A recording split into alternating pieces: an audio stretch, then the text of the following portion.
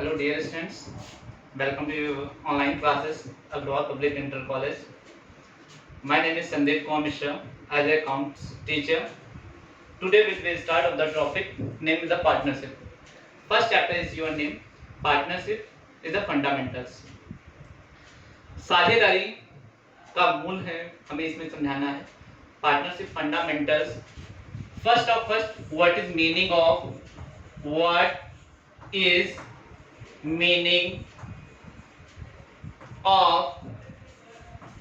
Partnership.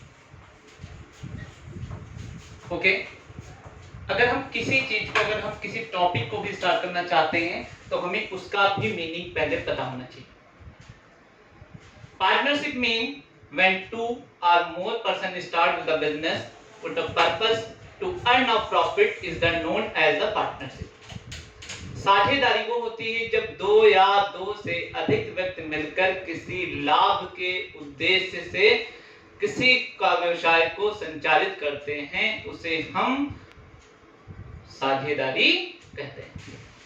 इसीलिए अगर आपसे कभी पूछा जाए पार्टनरशिप, तो सबसे पहला मैंने आपसे क्या कहा, start the business minimum 2 members.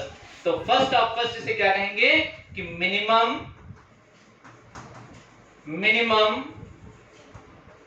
2 members.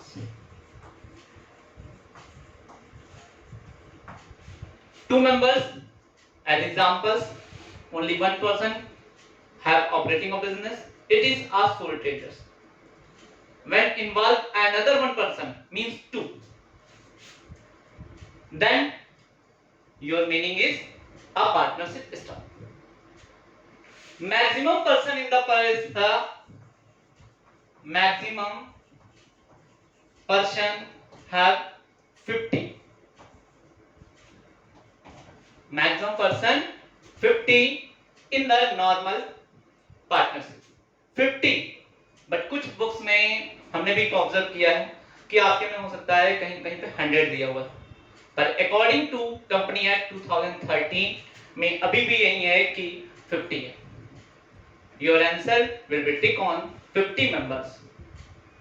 Okay. Purpose उद्देश्य क्या होना चाहिए, earn profit. हमारा उद्देश्य है क्या है, हमारा लाभ कमाने का उद्देश्य होना चाहिए. ओके, ये it is the earn profit. When 2 or more person start the business, तो उसमें कुछ डिस्प्यूट भी आगे हो सकते हैं. इसीलिए किसी भी कार्य को संचालित करने के लिए एक पहले से ही बना दिया जाता है in the agreement in the between the partners. It is the compulsory agreement between the all partners. इसका जो agreement which is the agreement written in the books, it is known as partnership deed. हमारा जो भी agreement लिखित रूप से होता है उसे हम साझेदारी संलेख कहते हैं. What is written in partnership deed? What is written in partnership deed? तो first second is the your topic, start the partnership deed. Partnership deed means your all of the instructions will be involved in the partnership deed. Partnership deed, second, partnership deed. Partnership deed में क्या क्या लिखा होना चाहिए, in the all partners. First written what is the name of the firm. जिस भी firm में हम कार्य कर रहे हैं उस फर्म का नेम लिखा होना चाहिए. तो first is name of partners. Name of partners. अब नेम ऑफ पार्टनर्स से पहले फर्म का भी नेम लिखा होना चाहिए. तो इसका मतलब second name of the firm. Firm का name. Third number address of firm and fourth number address of partners. Next address of the firm, firm का address, and fourth number address of the partners. मतलब जो भी work कर रहे हैं उनका भी एड्रेस फर्म में लिखा होना चाहिए। It is known as the partnership deed. Partnership deed, इसमें क्या क्या चीजें लिखी होनी चाहिए? तो फर्स्ट पार्टनर्स के नेम, फर्म नेम, पार्टनर्स का एड्रेस और फर्म का एड्रेस। ये तो अच्छी बात हो गई। फिर उसके बाद जो पार्टनर्स बिजनेस में आएंगे, who is the partners is admit in the firm, मतलब जो फर्म में एडमिट करेंगे।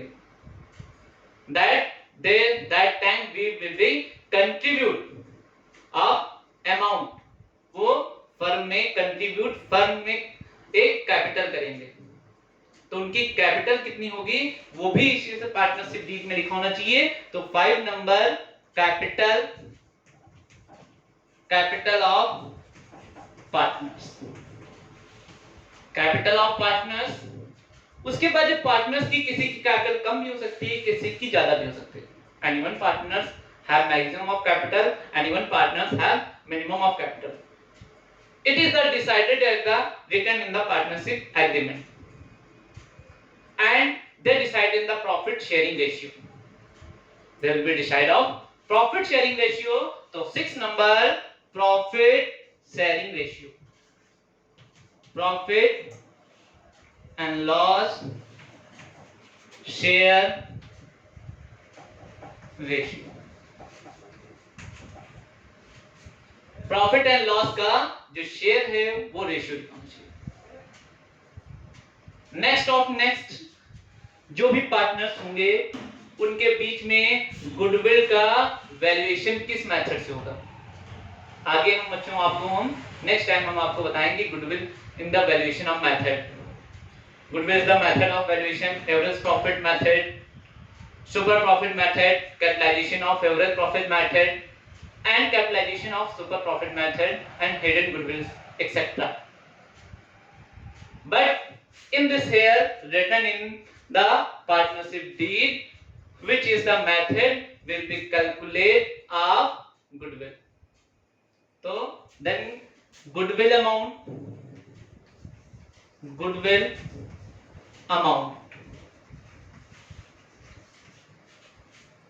next 8 number, it is the goodwill amount and next 8 number। अब जब पार्टनर साझेदारी चल रही है तो उसमें कैपिटल भी होगा, अमाउंट भी होगा, इंटरेस्ट भी होगा।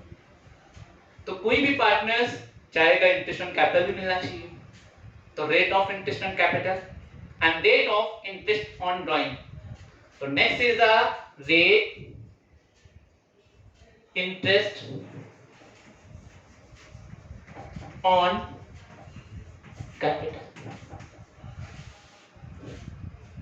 Total 1 2 3 4 5 6 7 8। Okay, first name of partners, second name of the firm, third address of the firm, fourth address of partners, fifth goodwill of the partners, capital of partners, 6 profit and loss ratio, and 7 goodwill amount, and 8 interest on capital। Next number, what is the rate on charge interest on drawing? तो first drawing कितनी होगी? तो 9 number amount of drawing,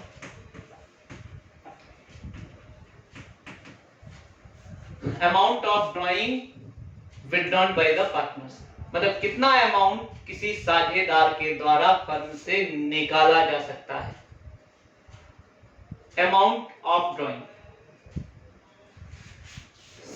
next 10 number amount of drawing के बाद what is the charge interest on drawing, उस पर कितना charge होगा, क्या चार्ज होगा, अंदर नहीं चार्ज होगा। तो नेक्स्ट होगा interest on drawing, interest on drawing. And 11 number, when any partners give a loan to the firm, यदि कोई साझेदार फर्म को ऋण देता है, then what is the interest charge on in partners loan, तब पार्टनर्स के लोन पर कितना इंटरेस्ट चार्ज होगा। तो next interest on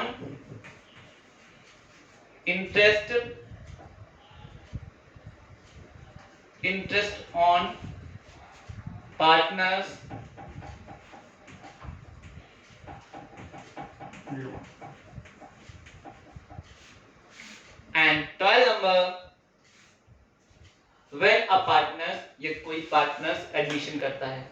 examples, two partners A and B, they want to admission a partners name of C, then what is the terms apply on the admission of partners।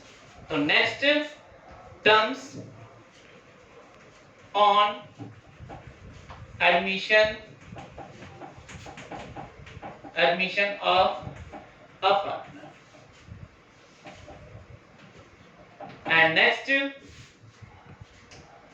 when any partners decide to take a retirement from the firm, कोई भी साझेदार अगर firm से अवकाश ग्रहण करना चाहता है, that time what is amount calculated, उसके लिए फर्म से अमाउंट क्या कैलकुलेशन करके दिया जाएगा। Next amount payable to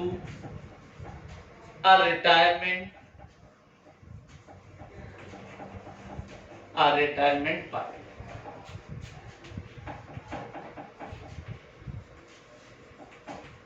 and 14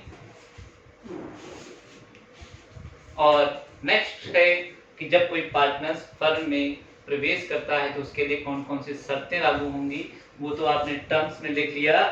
amount payable to the retirements at the partner, जो पार्टनर्स रिटायरमेंट होगा उसे अमाउंट कौन सा पे किया जाएगा, वो अमाउंट का कैलकुलेशन होगी। And reconstitutions of partnership, reconstitution of partnership, अगर फर्म का रिकंस्टिट्यूशन हो रहा है देन टाइम उसमें कौन कौन सी टर्म्स अप्लाई होंगे। तो फर्स्ट आपने पढ़ा कि name of partners, name of firm, address of partners, address of firm, capital of invested by the partners and interest on capital, interest on drawing, amount of drawing, interest on partners loan, term on admission of partners and amount payable to retirement of partners, and again reconstitutions of partnership, when partnership reconstitutions होती है that time हमें वहां पर किस type से कार्य करना चाहिए। आज की आपको यहीं तक हम पार्टनरशिप के डीप तक ही हम आपको एक्सप्लेन करते हैं, और इसके बाद हम आपको मिलेंगे तब हम आपको पार्टनरशिप डीड साइलेंट होता है तब हम आपको बताएंगे। Thank you, have a nice day.